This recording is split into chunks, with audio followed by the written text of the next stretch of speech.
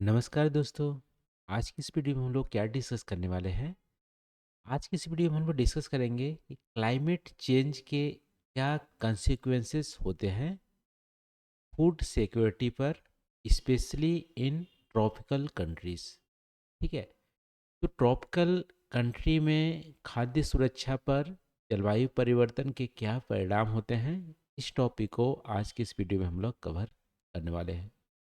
ये जो प्रश्न है वो यूपीएससी 2023 जनरल स्टडीज पेपर 1 में पूछा गया अभी रिसेंटली।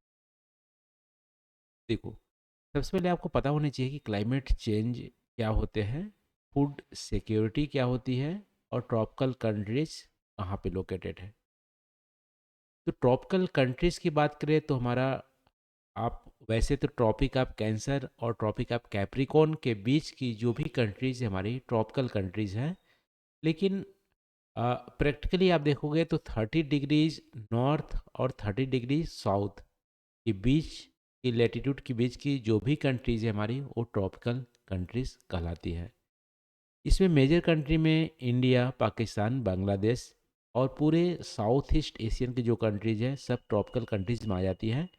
इसके अलावा अफ्रीका की मेजॉरिटी ऑफ कंट्रीज और साउथ अमेरिका के भी जो कंट्रीज हैं सब ये ट्रॉपिकल कंट्रीज में आती हैं। ठीक है।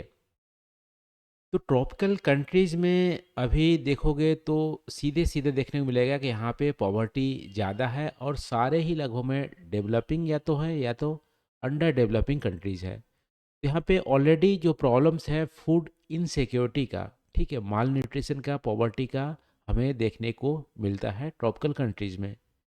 लेकिन अभी क्लाइमेट चेंज जो हो रहे हैं, क्लाइमेट चेंज के होने से सबसे ज़्यादा इम्पैक्ट जो पड़ रहा है वो हमारी ट्रॉपिकल कंट्रीज़ पे पड़ रहा है। क्यों पड़ रहा है? क्योंकि ट्रॉपिकल कंट्रीज तो पहले से ही बहुत ज़्यादा वार्म कंट्रीज थी, ठीक है, वहाँ पे गर्मी समर में ज़्यादा होती ही थी।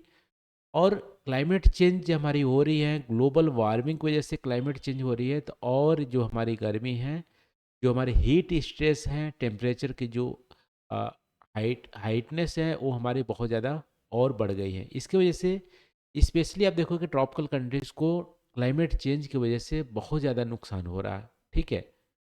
और इन नुकसानों में फूड सिक्योरिटी से रिलेटेड जो हमारे नुकसान हैं, इसके कंसिक्वेंसेस को यहाँ पे डिस्कस करने के लिए बोल रहा है। ठीक है। तो फूड सिक्योरिटी से रिलेटेड हम डिस्कस कर लेते हैं क्लाइमेट चेंज से क्या होते हैं। तो पहला हमारा होता है कि एग्रीकल्चर की जो प्रोडक्टिविटी है वो हमारी डिक्लाइन करती है, और जो क्रॉप की सूटेबिलिटी है ट्रेडिशनली वो हमारी चेंज होती है। कैसे चेंज होती है? देखो, हमारे क्लाइमेट चेंज हो रहे हैं, क्लाइमेट चेंज होने से क्या होती है, जो हमारी अ, जो हमारी अ, आप देखोगे जो टेम्परेचर और प्रेशर की जो बेल्ट है, ठीक है, टेम्परेचर और प्रेशर की जो बेल्ट है वो नदर्न हेमिस्फीयर में और नदर्न की ओर शिफ्ट कर रहे हैं। यानी कि पहले आप बोल सकते हो कि, मान लो, पहले आप बोलोगे कि जो हमारी नदर्न प्लेन थी वहीं तक हमारी बहुत ज़्यादा गर्मी पड़ती थी। लेकिन क्लाइमेट चेंज जब हो रहा है तो ये जो गर्मी की जो लाइन है हमारा शिफ्ट होके हिमालयन तक पहुंच जा रही है। ठीक है। तो जो हमारी प्रेशर और हमारे टेम्परेचर की बेल्ट है क्लाइमेट चेंज की वजह से वो हमारी नदर्न की ओर शिफ्ट हो रही है। इसकी वजह से ट्रेडिशनली आप देखोगे तो पैडी की क्रॉप हमारी ट्रॉपिकल कंट्रीज़ में आ, की जाती थी, पैडी की क्रॉप्स उगाई जाती थी।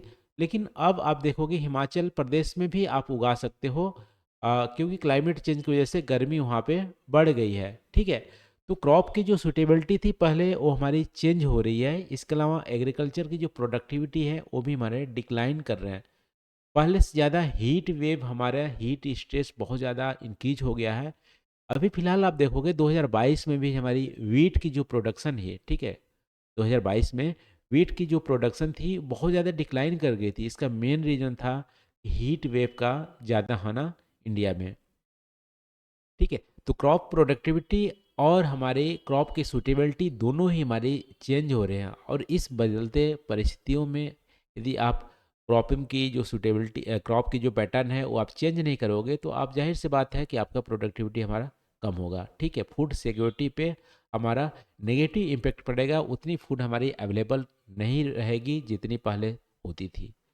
ये हमारी पहला प्रॉब्लम हो गया कि चेंज इन एग्रीकल्चर प्रोडक्टिविटी और क्रॉप की सूटेबिलिटी।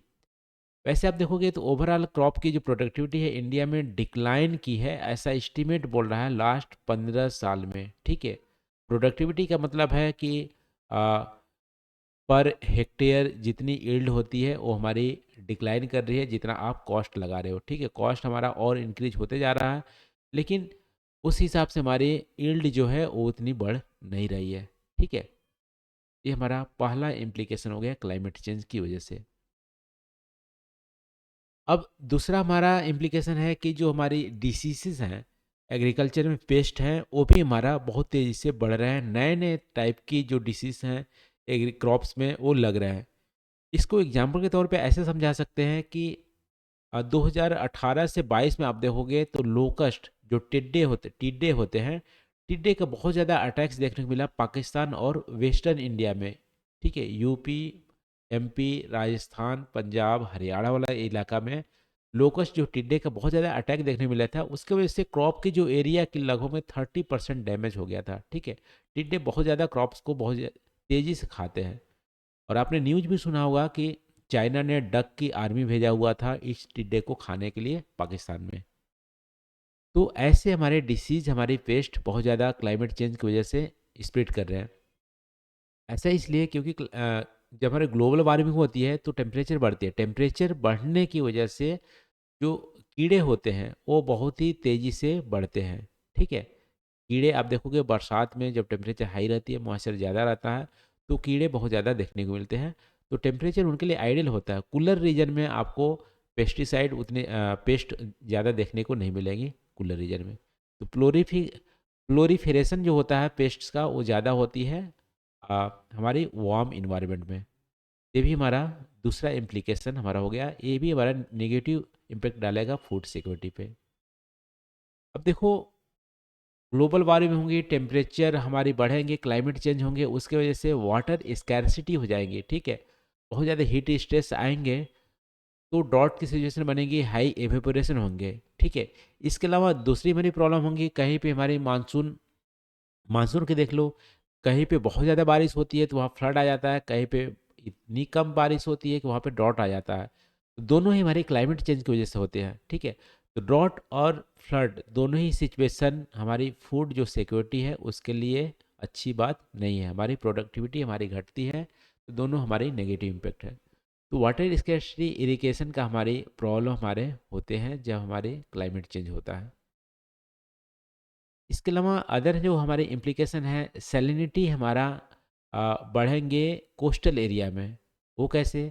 देखो, क्लाइमेट चेंज हमारे होंगे, ग्लोबल वार्मिंग होंगे तो सी लेवल हमारा राइज करेगा। सी लेवल राइज करेगा तो जो सी वाटर है वो हमारे कोस्टल एरिया के जो फर्टाइल लैंड्स हैं वहाँ पे उसके फर्टाइल लैंड में आ जाएगा, मृदा में आ जाएगा। उसके वजह से वहाँ पे सैलिनिटी बढ़ जाएगी।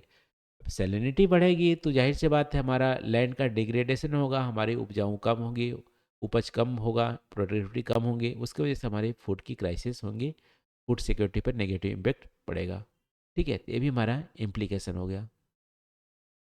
अब क्लाइमेट चेंज की वजह से आप देखते होंगे कि साइक्लोन की जो इंटेंसिटी है बहुत ज़्यादा इंक्रीज हो गई है इंडिया या अफ्रीका में। हमारी साइक्लोन की इंटेंसिटी हमारी बढ़ जाएंगी तो जाहिर सी बात है कोस्टल एरिया की जो क्रॉप्स है वो बहुत ज़्यादा डैमेज होंगे।